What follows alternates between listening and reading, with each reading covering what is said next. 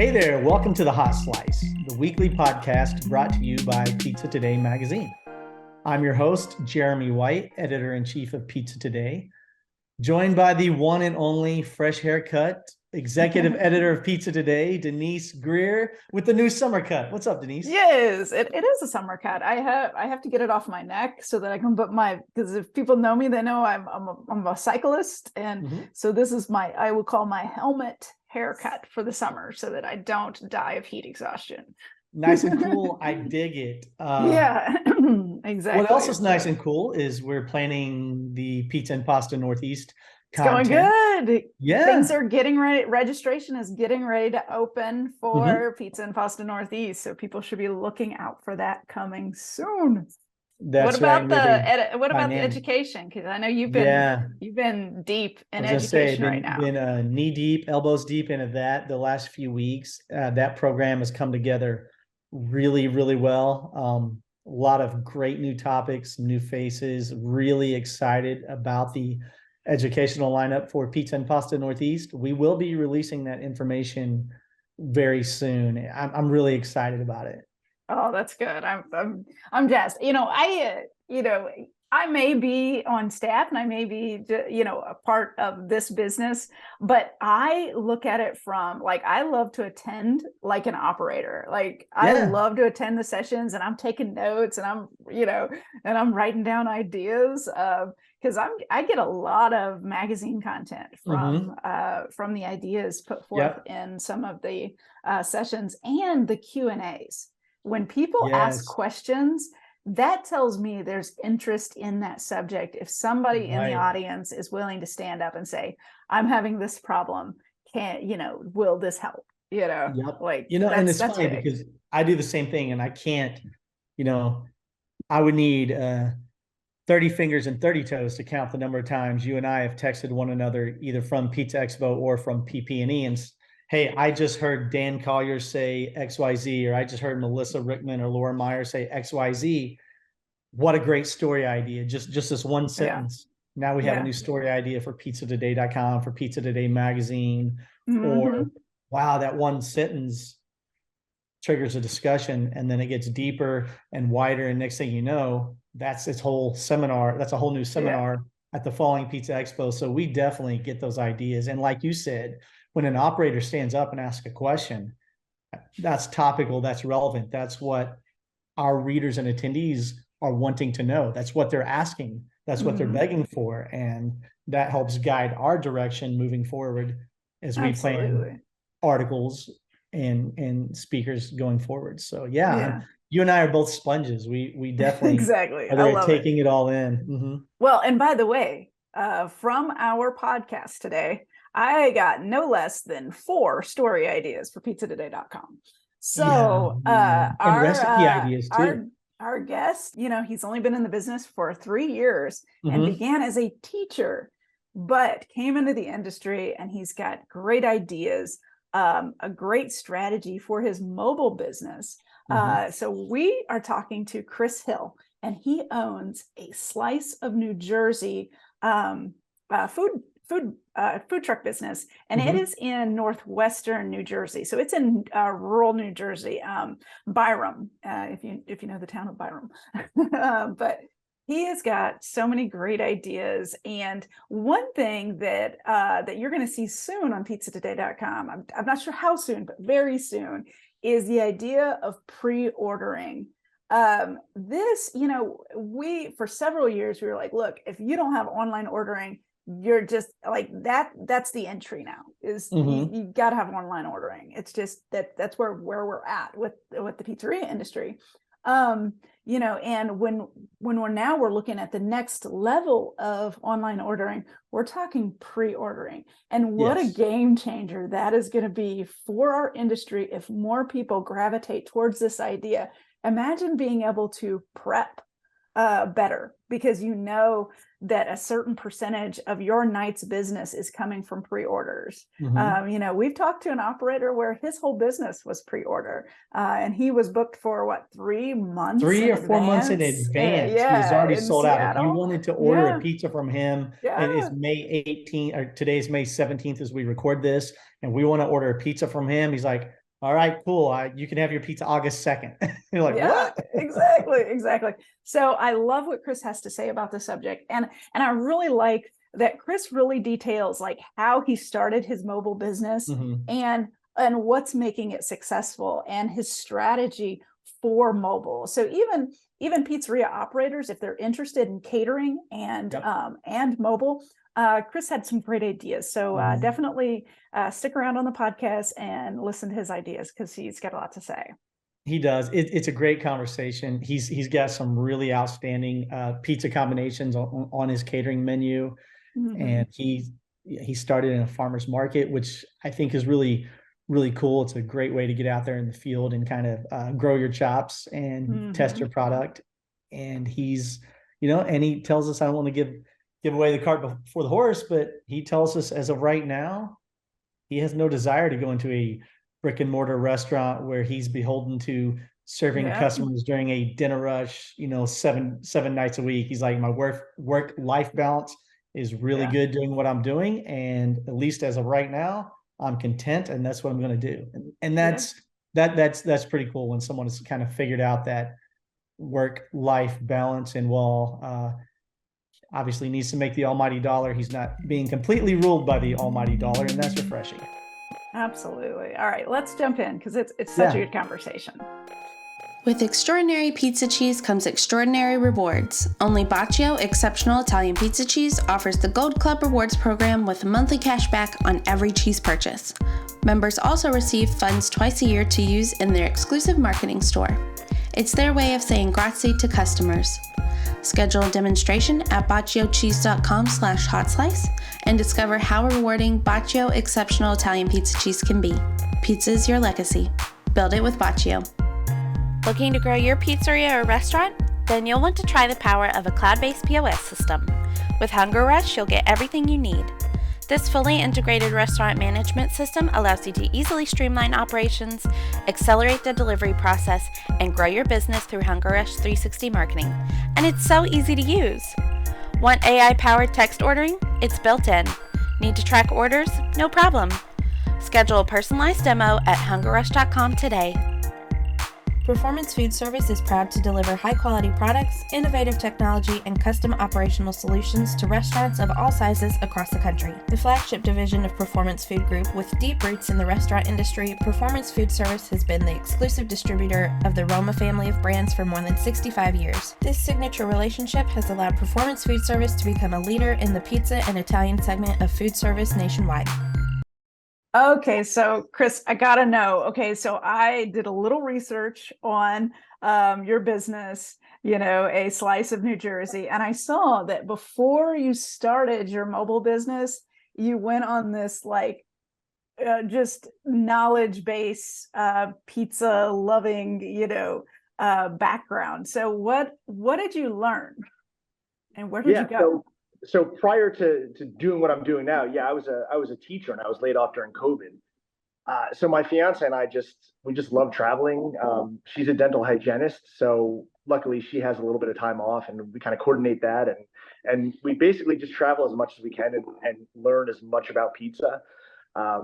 We've been to Portland, we were in Italy, we've been to, basically all over, a little bit of Europe, a lot of the US, and just basically taking in as much as we can about the different regional styles and looking how we can translate, that into our pizza with using, high quality ingredients, local ingredients, seasonal ingredients, and just getting a lot of different ideas that we can implement into our pizza.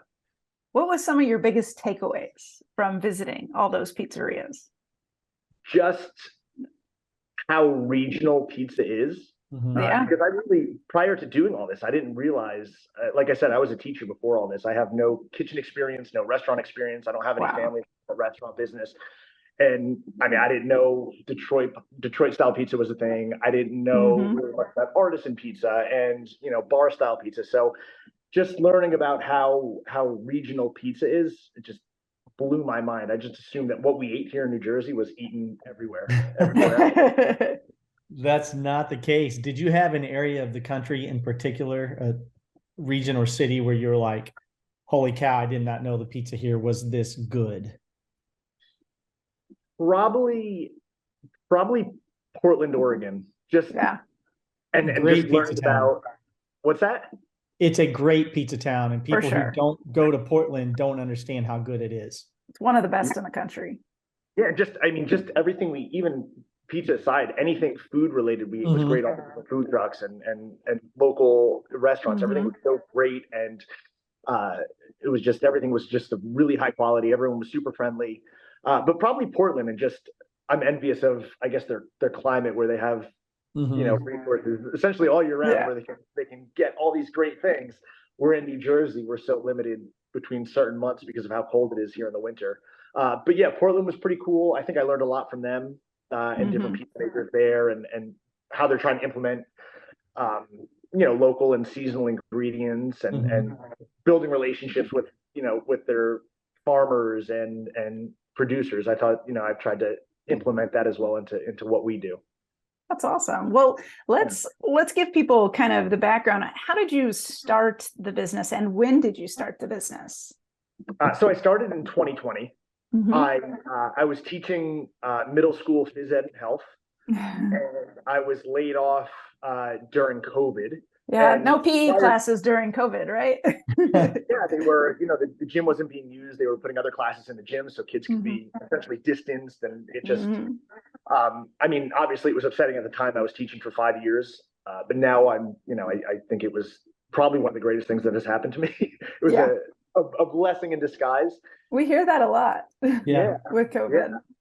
And so prior to doing that, my fiance and I we love food. We love traveling. So that was when we started traveling, before I started eating or making pizza. And then when everything closed during quarantine, we couldn't really go out and eat anymore. So we purchased an uni oven, an Uni Coda 16, and we started making pizza at home, and just got really into it and obsessed with pizza making and fermentation. And it kind of just blew up from there. And I started making it for friends and family, and people, were saying how great it was, or how good it was at the time. And they said, maybe if you can't find another teaching job, you should look into making pizza. And so I started, as things started to open up, and the COVID restrictions were, there were less and less. I applied to a few farmers markets and just started essentially making pizza at farmers markets to see if it was something I wanted to do. And were you just doing it with a tent, or what was your setup like for a farmers market? Yeah, so this was before having the truck I have now. It was a 10 by 10 tent space that you pay for. You pay for, the daily spot.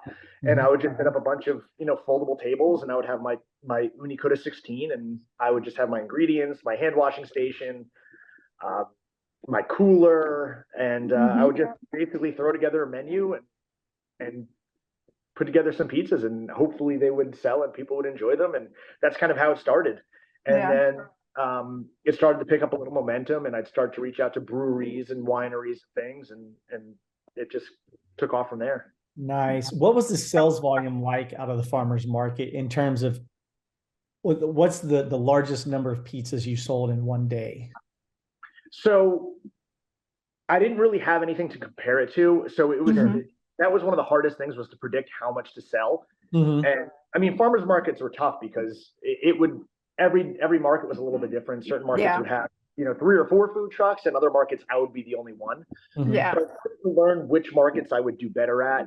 But I think my goal, me personally, it was just me making pizza and selling them. So I would try to do around 60 pies or so, between 50 and 60, because for me that was the most sustainable, where I wasn't killing myself, and it would reduce wait times a little bit.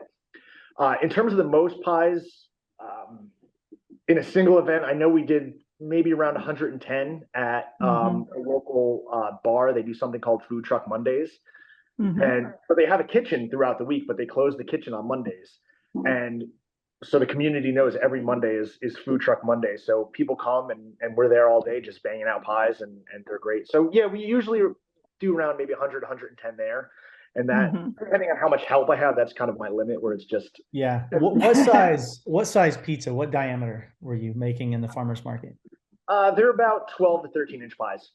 So 60 12-inch pizzas in an oven that can only produce one pizza at a time. That's pretty good. You were constantly slinging pizza, it sounds like. Yeah.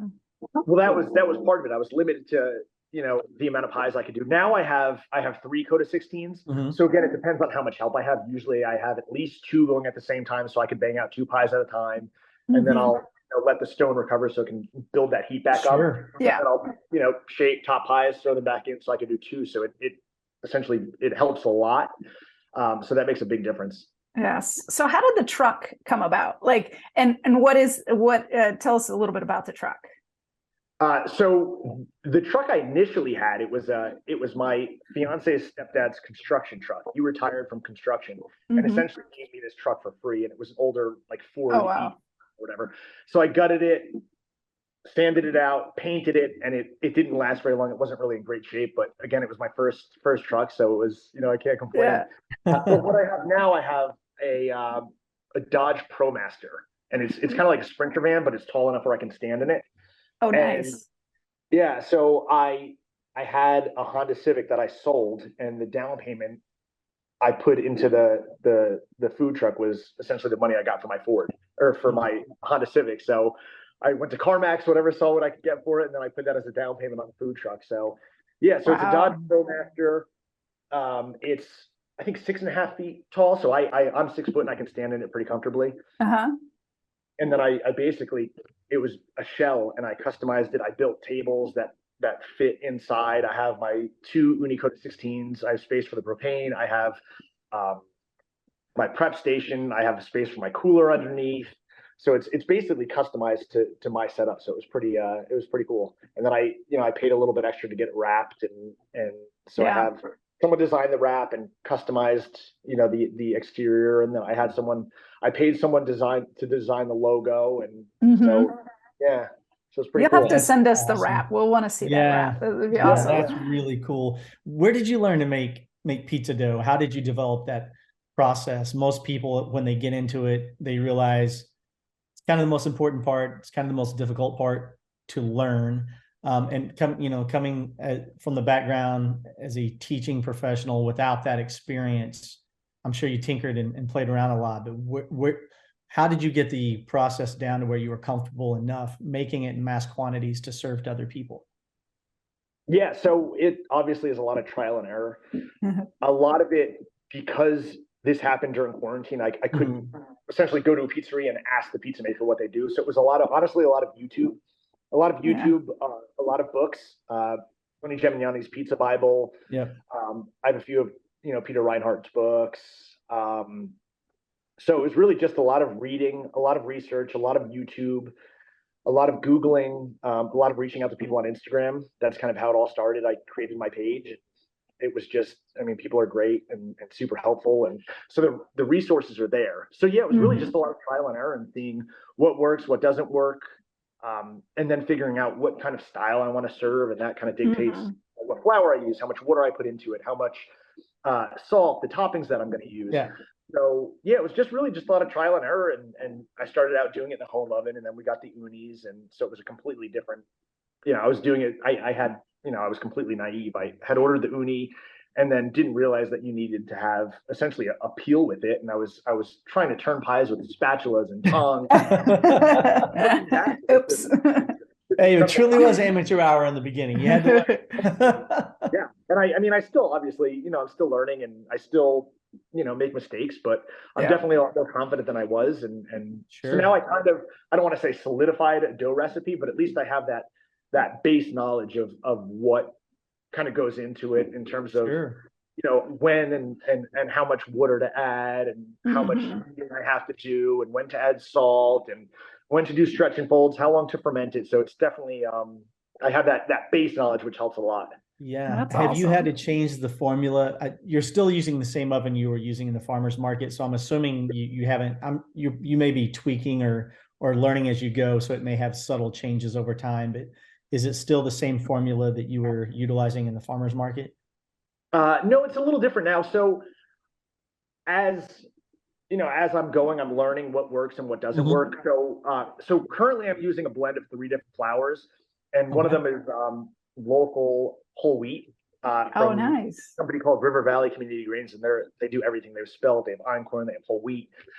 So I use a percentage of that in my flour, which I think makes us stand out a little bit. I don't really know of anyone in the area that's using local whole wheat in their dough, and that's part of why we do it. Obviously, the added health benefits and the flavor. So it's a blend of 3 different flours. The hydration changes a little bit based on the weather. Sure. Oh yeah. This past weekend in where we're at in New Jersey, it was in the 80s, and it went from the 50s to the 80s, and I didn't realize. It got muggy. I realized, but I was like, oh, it won't affect too much. So I left the dough in the walk-in in the fridge a little bit longer, but it just like opened right up, and it was a little more, it was tougher to work with.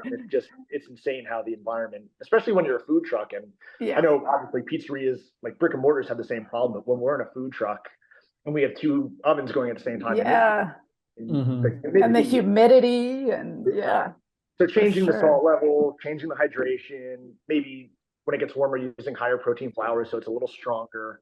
So I'm still, learning all that and tweaking it, but that's kind of where we're at now. So a blend of 3 different flours. We're usually around 70% hydration, maybe a little lower, because I think that, it gives us that lighter, airier dough. I mean, it's not impossible to work with, but it's also not the easiest to work with. But I think we're at around 68. So that's kind of what we're happy with now, and the customers seem to enjoy that, the feeling of it and the lightness of it. Yeah. Well, I want to talk about I want to talk a little bit about the mobile food business, because everyone approaches it a little differently. You have people that are street trucks and they just hammer it, on like just daily street activity. And then there's ones that do special events. I saw that you kind of pre-book your different events sometimes. So can you tell us a little bit about how you approach finding business? Yeah, so where we are in New Jersey, it's a more rural area. It's a little more secluded. We're in Northwest Jersey. So we're not in a big city where I can pull up at a business and there's tons of foot traffic. So a lot of what we do, at least right now, it'll be 3 years in September. So the first year, it was a lot of me reaching out to people saying, farmers markets and breweries and wineries. Yeah. And then I began to figure out, what works, what doesn't work, what brewery we generally do well at, what farmers market we don't really do that well at. So right now I'm kind of taking what I've learned to figure out what works well. And now that I think our name and our business is getting out there, we have a lot of private events. Yeah. Like birthdays and weddings. We have a bunch of recruitment coming up. And from a business standpoint, those are great because A, I know how much dough I need to make. And B, I know how much money I'm making going into it. Whereas when I'm going to a brewery, I don't know I can make, however much money, or I could go away with a loss. Yeah. So the private events, so the catering events are really great now because what you're going into it, making going into it. So I think that plays a massive factor, and just learning what works well and what doesn't work well. Yeah. Now I saw at your public events, you do something that I would like to see more operators take advantage of with online ordering potential, and that's doing pre-orders, being able to know ahead of time what you're going to do in certain instances. Can you talk about your pre-ordering and how you approach that? Yeah, so this started last year. We set up at a local farm that has a really, has high foot traffic during the summer when kids are out of school, because they have the farm, they have animals, they have obviously local produce, and then they have an ice cream stand where they make homemade ice cream. So it draws a lot of yeah, it's great. So pizza and ice cream work really well together. And they reached out to me asking if I'd be part of, they wanted to do essentially a pizza night one day a month. And being that it was 15 minutes away, super popular venue, I was all about it. And I figured my goal was to do one pie a month, highlighting one of their ingredients. So for example, we used, their asparagus on a pie. We used their strawberries, their corn. So initially when we had the first night we did it, it was, I think, back last April or May, and we just got hammered. I didn't realize, I knew it was going to be busy, but I felt so bad because it was just myself and one other person. Yeah. Wow. We just got slammed. The wait times were unreal. People were, inevitably saying, like, waiting for their pies, which I understand. We sold out, I think, in an hour and a half. And so I thought that it would be a good idea to implement pre-orders. And that's kind of how it started, where I would have time slots. I think we were there from 4 to 8. So I would have time slots from 4 to 8 in 15-minute increments. So it was first come, first serve. They would essentially log on. I would have the menu, the prices. It was linked to Stripe so they could pay online. And they would pick their time slot. So they were guaranteed whatever pies they ordered at that time. So if they picked the 5 o'clock time slot and they wanted, 3 pies at that time, they were guaranteed to get them. So that was a game changer because I knew what pies were going out at that time. And then I would limit, a certain amount of pies for walk-ups, like if people wanted to come and didn't know about it. So, but because this venue was, I think, fairly well known, they would post on Instagram, or Facebook, and they would post a link for the pre-orders. Generally it worked really well, and then so I think that made a big difference. So for larger events where I know it's going to be busier, I'll try to do pre-orders where people can guarantee their pies, pay online, so when they come and get their pie, the transactions are already done. It essentially expedites the process. So, I think it works well. And then, if they want to come for walk-ups, there's going to be a limited amount for walk-ups, and that's kind of where we're at. What's the percentage of pre-orders that you have at that farm? So comparatively? Probably 90 to 95% for pre-orders. Wow. That's amazing. Yeah, it makes what a way to be able to prep for each time. Yeah. It's so nice as a business owner to know the volume that you can count on, to know the revenue that's going to come in, and know how many pizzas you're going to sell versus just guessing in the beginning at the farmer's market, or 12 people showing up today or 80 people showing up today. It's got to be nice to have something you can count on. Yeah, for sure. It makes a massive difference. Yeah. Yeah. I noticed on your website, you have about 20 pies. What are you serving all 20 pies during public events, or are you limiting your menu? And if so, kind of what are you limiting it to? So those pies are essentially our catering menu. So if someone reaches out, want to host, if they want us, to be at their wedding or rehearsal dinner or birthday, those are the pies that they can essentially choose from. And the pricing is based on how many pies they want. Yeah. So if it's based on how many people. So if it's a 50-person event and they want 5 pie options, they can customize and choose what pies they want. Okay. But if I'm doing a vending event, like if I'm going to a brewery or a farmer's market, I usually do between 5 or 6 pies just to make it a little more, because to be able to do those, 20 pies would obviously be, impossible. So we have our margarita, we'll have a pepperoni, we have a pie with prosciutto, we have a white pie, we have a mushroom pie, and then usually I'll do a seasonal special. Yeah. And that's kind of, those are the staples that we have at every event where it's guaranteed. And generally, maybe 7-8 times out of 10 people are going to order a margarita and pepperoni anyway. Yeah. These are the most common, especially where we are, where it's a little more rural. People are kind of a little more conservative about their food choices. So margarita pepperoni sells well. So yeah, we have the margarita pepperoni and then a few other staples, but usually we limit 5 or 6 to a menu just to make it a little more feasible and sustainable at these public events. That makes sense. I was looking it over just like Denise this morning, and made me hungry. the autumn pizza really stood out to me with the butternut squash, sage, the maple syrup. That sounded outstanding. And then, as Denise knows, one of my favorite pizzas that I've ever made in the Pizza Today test kitchen had peaches on it. So I saw your I think you called Life as a Peach, I believe. It had the mascarpone and the balsamic. And that's right up my alley as well. I was wondering how those sell for you on that catering menus. I know most people gravitate to, like you said, the pepperoni. Right. Yeah. So at public events, I think now that we're starting to build like a rapport with people are starting to trust us. Whereas a few years ago, they would never order a pie with peaches or a pie with apples or asparagus. Right. Yeah. But I think now that, we've built a little bit of a following, people can now trust and say, oh, I want to try the seasonal special because I know, we trust what you're going to do. It may not be something we normally have, but we'll try it. We did a pie a few weeks ago with asparagus, and I was reaching out to a few people on Instagram about asparagus pies because I didn't think it would really do well. I think if I went to an event and I saw asparagus on pizza, I probably wouldn't get it. But I figured it was seasonal. It's only around for a certain amount of time. There's no one in this area doing asparagus on pizza. Yeah. And I was blown away because I put it on the menu as a seasonal special, and people went nuts for it. And we're like, "This is great." sold really well. And I think I sold out of that pie like 2 events in a row. And it was just mind blowing. So it was like, you know, it was worth doing, but I did not think people were going to want to have people. Yeah, it really depends on the event too. And part of being a mobile business is knowing your demographic.